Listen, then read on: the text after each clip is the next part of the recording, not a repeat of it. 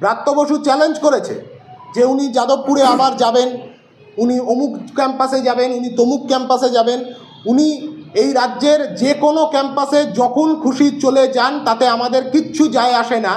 কিন্তু আমরা পাল্টা চ্যালেঞ্জ ওনাকে করতে চাই যে যদি দম থাকে তাহলে এই রাজ্যের সমস্ত ক্যাম্পাসে, ইউনিভার্সিটি, কলেজ, মেডিকেল কলেজ, সমস্ত ক্যাম্পাসে ইমিডিয়েট ছাত্র সংসদ নির্বাচনের ঘোষণা উনি করুন।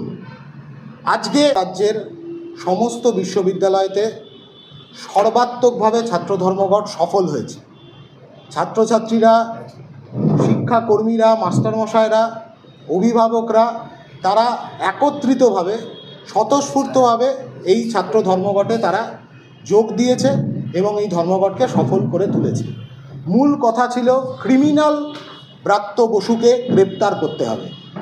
আগের দিন ব্রাত্য বসু ঠিক যে মনোভাব নিয়ে যাদবপুর বিশ্ববিদ্যালয়ের ক্যাম্পাসের ভেতরে ঢুকেছিলেন, বিশ্ববিদ্যালয়কে দখল করবার জন্য, গুন্ডামি করবার জন্য, ক্রিমিনাল অ্যাক্টিভিটি সংগঠিত করবার জন্য যাদবপুর বিশ্ববিদ্যালয়তে ব্রাত্য বসুর আগমন হয়েছিল। গোটা কলকাতা একাধিক ক্যাম্পাস এবং আশপাশের কয়েকটি জেলা থেকে গুন্ডাদেরকে ভাড়া করে নিয়ে গিয়ে ক্যাম্পাসের ভেতরে ক্রিমিনাল অ্যাক্টিভিটি করবার চেষ্টা করেন উনি। ছাত্রছাত্রীদের গাড়ির তলায় পিষে মেরে ফেলবার চেষ্টা, অ্যাটেম্প টু মার্ডার। তারপরে দাঁড়িয়েও এখনও পর্যন্ত কোনো রকম পুলিশি পদক্ষেপ ব্রাত্য বসুর বিরুদ্ধে নেওয়া হয়নি। আমাদের দাবি ছিল ব্রাত্য বসুকে গ্রেপ্তার করতে হবে। ক্রিমিনাল ব্রাত্য বসুর দ্বারা গোটা রাজ্যের ক্যাম্পাসে ক্যাম্পাসে যে ক্রাইম সিন্ডিকেটগুলো পরিচালিত হয়, সেই ক্রাইম সিন্ডিকেটের ঘুঘুর বাসা ভাঙতে হবে এবং সেটা ভাঙবার জন্য ইমিডিয়েট জরুরি ছাত্র সংসদ নির্বাচনের ঘোষণা। ব্রাত্য বসু চ্যালেঞ্জ করেছে যে উনি যাদবপুরে আবার যাবেন, উনি অমুক ক্যাম্পাসে যাবেন, উনি তমুক ক্যাম্পাসে যাবেন, উনি এই রাজ্যের যে কোনো ক্যাম্পাসে যখন খুশি চলে যান, তাতে আমাদের কিচ্ছু যায় আসে না।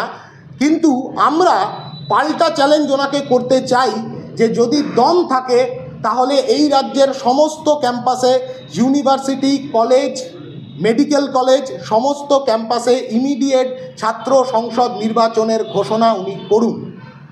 আজকে ঠিক একই রকমভাবে আমরা দেখলাম পুলিশের অতি সক্রিয়তা ধর্মঘটকে বানচাল করবার জন্য।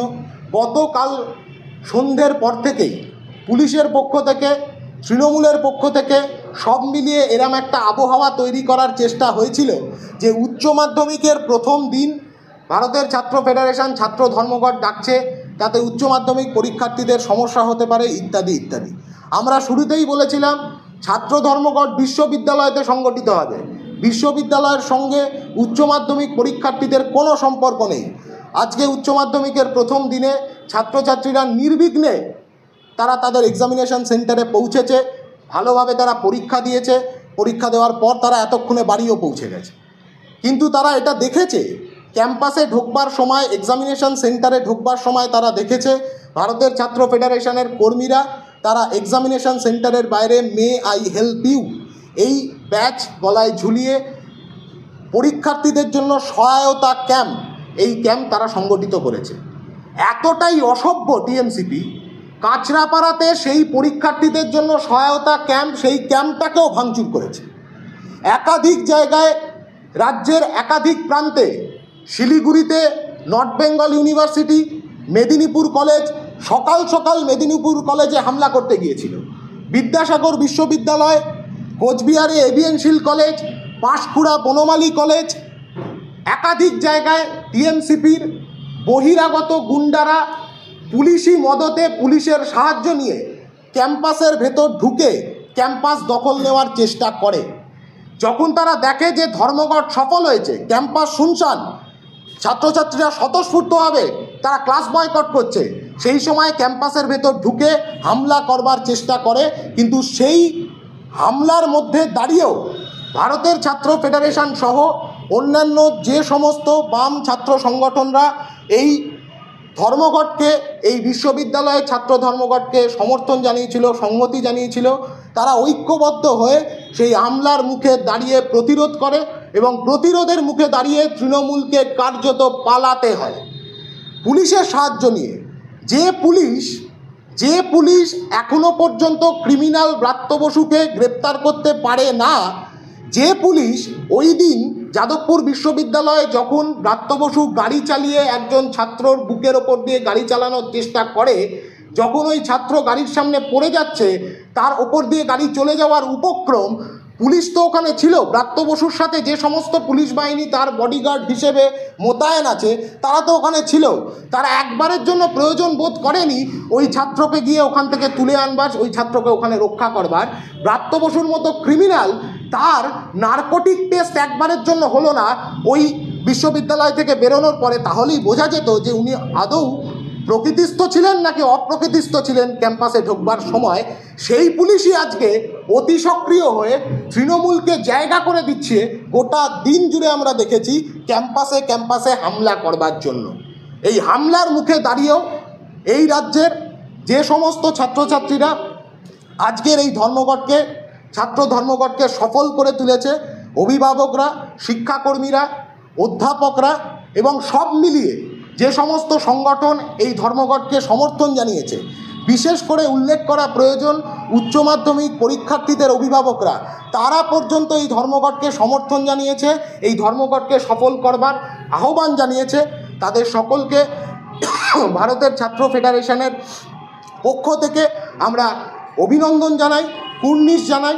এই লড়াইয়ের রাস্তাটাকে আরও চওড়া করতে হবে আগামী দিনে। একটা ইউনাইটেড স্ট্রাগল এগেনস্ট ক্রিমিনালাইজেশন। গোটা ক্যাম্পাসকে এই রাজ্যের ক্রিমিনালাইজ করবার চেষ্টা করছে যার মাথা ব্রাত্য বসু। তার বিরুদ্ধে দাঁড়িয়ে এই লড়াইয়ের আরও মাইলফলক তৈরি করতে হবে। ইমিডিয়েটলি আগামীকাল গোটা রাজ্য জুড়ে আজকের গোটা দিনের পুলিশ এবং তৃণমূলের যৌথ হামলা ধর্মঘটকে ভাঙবার জন্য, এই হামলার বিরুদ্ধে আগামীকাল গোটা রাজ্য জুড়ে ভারতের ছাত্র ফেডারেশন বিক্ষোভ কর্মসূচির ডাক দিচ্ছে। প্রত্যেকটা জেলাতে এই বিক্ষোভ কর্মসূচি সংগঠিত হবে। এটা মাথায় রেখেই এই বিক্ষোভ কর্মসূচি সংগঠিত হবে যে আগামী পরশু আবার উচ্চ মাধ্যমিক পরীক্ষা আছে। পরীক্ষার্থীদের যাতে কোনো রকম অসুবিধা না হয়, মাইক ব্যবহার না করেই এই বিক্ষোভগুলি সংগঠিত হবে। ব্রাত্য বসুকে ইঞ্চিতে ইঞ্চিতে, এই ধরনের ক্রিমিনাল যে ক্রাইম সিন্ডিকেট কায়েম করেছে রাজ্যের বুকে, ইঞ্চিতে ইঞ্চিতে তাদেরকে বুঝে নেওয়ার প্রত্যয় আজকের এই ছাত্র ধর্মঘট থেকে গোটা রাজ্যের ছাত্রছাত্রীরা সেই ঘোষণা করে দিয়েছে। সেই লড়াইটাকে এগিয়ে নিয়ে যাওয়ার কাজ আমরা করব। পাশাপাশি আমরা জানি আজকে এই ছাত্র ধর্মঘট যেভাবে সফল হয়েছে, যারা যারা ছাত্র ধর্মঘটে অংশগ্রহণ করেছে, আজকে বিকেল থেকেই তাদের বাড়িতে বাড়িতে হুমকি দেওয়ার জন্য তৃণমূলের সাঙ্গপাঙ্গনা লেঠেল বাহিনীরা তারা হচ্ছে যে পৌঁছে যাচ্ছে, ফোন করে থ্রেট কল করবার চেষ্টা করছে। কোনো রকম হামলা হুমকি মামলার সামনে 17টা এফআইআর হয়েছে, 100টা এফআইআর করতে পারে। কোনো হামলা হুমকি মামলার সামনে এসএফআই কখনো মাথা ঝোঁকায়নি। এই বাংলার বাম ছাত্র আন্দোলন কখনো মাথা ঝোঁকায়নি, কখনো মাথা ঝোঁকাবে না। আজ সেটা প্রমাণ হয়েছে। আগামীকালও গোটা রাজ্য জুড়ে এসএফআই এর ডাকে বিক্ষোভ কর্মসূচি, আজকের হামলার বিরুদ্ধে দাঁড়িয়ে সেই বিক্ষোভ কর্মসূচির মধ্যে দিয়ে সেটা আরও একবার প্রমাণ হবে।